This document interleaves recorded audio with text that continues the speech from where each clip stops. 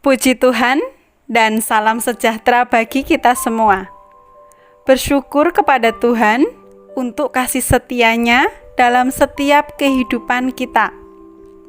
Saat ini kita akan belajar pendidikan agama Kristen. Sebelum kita memulai pelajaran hari ini, saya berharap semua murid ambil waktu untuk berdoa bersyukur kepada Tuhan terlebih dahulu. Kita mulai pelajaran hari ini. Saat ini kita berada di semester 1 di bab yang ketiga dengan tema memilih untuk tidak berputus asa. Hal pertama, kita akan membahas tentang putus asa. Usia remaja adalah periode di mana sifat dan sikap yang menetap sudah mulai terbentuk dan terlihat. Sikap putus asa juga sudah mulai jelas terlihat pada usia remaja. Para ahli menemukan ada 2 cara yang dilakukan orang saat menghadapi kesulitan, yaitu yang pertama, mengerahkan tenaga dan daya semaksimal mungkin agar kesulitan itu dapat diatasi. 2. Meninggalkan kondisi atau hal yang sulit itu karena memang tidak mendapatkan atau tidak mau mencari cara untuk mengatasinya. Dalam KBBI, putus asa berarti putus harapan, yaitu keadaan di mana seseorang tidak memiliki harapan. Dan kita lihat sejak beberapa tahun terakhir ini, kita sering membaca atau mendengar berita tentang orang yang bunuh diri karena merasa tidak mampu melanjutkan hidup. Kalau kita teliti, kata merasa artinya belum tentu orang tersebut betul-betul tidak mampu. Bisa jadi hanya merasa tidak mampu, padahal kemampuan untuk bertahan hidup masih ada padanya.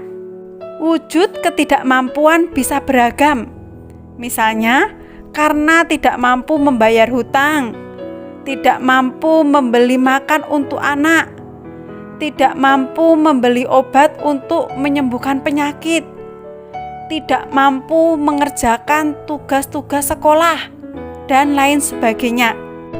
Jadi, ketika seseorang merasa tidak mampu, sebenarnya itu cuma perasaan saja yang belum tentu benar. Firman Tuhan katakan bahwa pencobaan-pencobaan yang kamu alami tidak melebihi kekuatan manusia, sebab Allah setia. Dan karena itu, Ia tidak akan membiarkan kamu dicobai melampaui kekuatanmu. Pada waktu kamu dicobai, Ia akan memberikan kepadamu jalan keluar, sehingga kamu dapat menanggungnya. 1 Korintus 10 ayat 13. Dari ayat tersebut sangat jelas bahwa Tuhan selalu memberi kita kekuatan untuk menghadapi setiap masalah yang kita hadapi. Kekuatan yang dari Tuhan jauh lebih besar dibanding dengan masalah yang kita hadapi. Kita harus selalu percaya bahwa selalu ada jalan keluar di dalam Tuhan. Hal kedua, kita akan membahas penjelasan dari Alkitab. Sekarang kita buka Alkitab kita dalam Matius 6 ayat 25 sampai 34. Saya berharap semua murid membaca firman Tuhan ini di rumah. Dari Matius 6 ayat 25 sampai 34 ada beberapa pesan yang disampaikan oleh Tuhan Yesus. Yang pertama, kita tidak perlu khawatir untuk makanan, minuman, dan pakaian. Meskipun itu adalah kebutuhan penting atau kebutuhan pokok dalam kehidupan kita. Dalam ayat ini, Tuhan memberi gambaran kalau burung saja yang tidak bekerja, Tuhan pelihara sedemikian rupa, apalagi kita manusia. Kita adalah makhluk ciptaan Tuhan yang diciptakan segambar dan serupa dengan Tuhan. Jadi, kita harus selalu mempunyai hati untuk tetap percaya kepada Tuhan bahwa Tuhan pasti memelihara kehidupan kita. Pesan yang kedua, yang utama dalam menjalani kehidupan ini adalah mencari kerajaan Allah dan kebenarannya.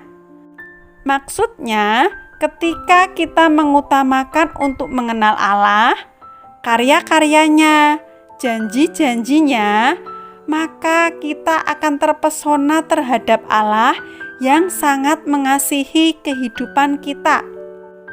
Kekhawatiran kita tidak mampu membuat kita menjalani hidup ini dengan nyaman. Tetapi dengan kekhawatiran, kita akan menjalani hidup ini dengan penuh rasa was-was dan ketakutan karena tidak adanya jaminan akan sesuatu yang baik yang akan kita peroleh. Yang ketiga, janganlah khawatir akan hari esok, karena hari esok mempunyai kesusahannya sendiri. Tuhan memberi perintah kepada kita supaya tidak khawatir, karena Tuhan yang pegang kendali atas kehidupan kita, termasuk hari esok kita. Puji Tuhan, untuk hari ini pelajaran cukup sampai di sini. Dari pelajaran hari ini, kita bisa mengambil beberapa kesimpulan. Yang pertama, putus asa adalah keadaan di mana seseorang tidak memiliki pengharapan. 2. Tuhan Yesus mengajarkan kita untuk tidak khawatir dan putus asa, karena Dia yang pegang kendali atas kehidupan kita.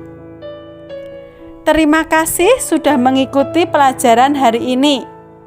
Setelah selesai belajar hari ini, saya harap semua murid ambil waktu untuk berdoa bersyukur kepada Tuhan. Tetap semangat belajar, salam sehat, dan Tuhan Yesus memberkati.